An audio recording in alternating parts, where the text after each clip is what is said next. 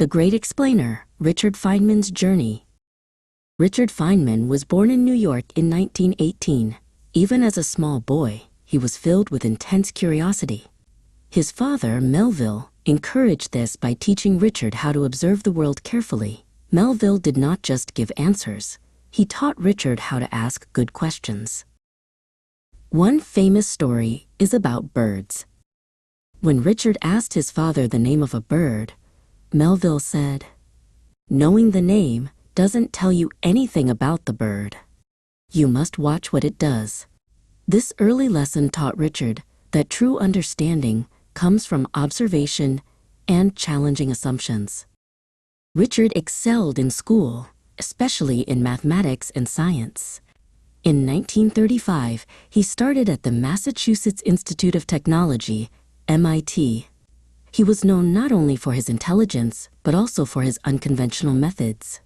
He preferred solving problems his own way, even if it meant ignoring the standard textbooks.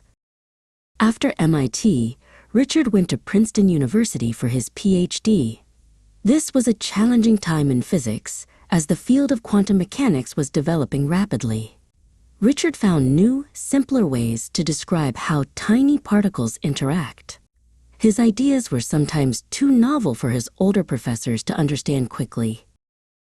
In 1942, when the world was at war, Feynman was recruited to work on the top-secret Manhattan Project in Los Alamos, New Mexico.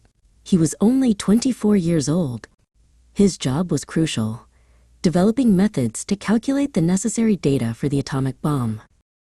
Los Alamos was full of brilliant scientists, but Richard stood out.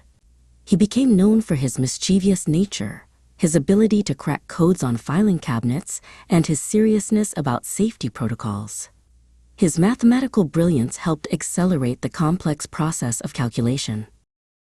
After the war, Richard became a professor at Cornell and later at the California Institute of Technology, Caltech. He was devoted to teaching. He believed that if he couldn't explain a concept simply, he didn't truly understand it himself. This made his lectures legendary. Richard worked on fundamental physics problems, trying to unify electromagnetism with quantum mechanics. He invented a brilliant visual tool called Feynman diagrams. These simple drawings allowed physicists to calculate complicated particle interactions with ease. These diagrams and his work in quantum electrodynamics, QED, revolutionized the field. His theories were proven correct, and in 1965, he was awarded the Nobel Prize in Physics. Feynman famously disliked excessive honors and attention, but the scientific world recognized his genius. Beyond physics, Richard was a polymath. He learned to play the bongo drums and even became skilled at drawing.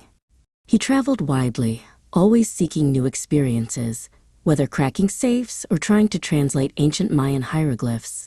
He embodied curiosity in every aspect of his life. In 1986, his service to humanity went beyond theoretical science. When the Space Shuttle Challenger tragically exploded, Feynman was appointed to the investigating commission. He insisted on performing simple, real-world experiments to uncover the technical flaw.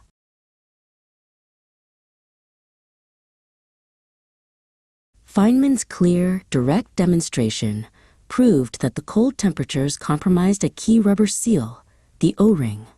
His dedication to truth and his ability to explain complex failures simply provided crucial clarity.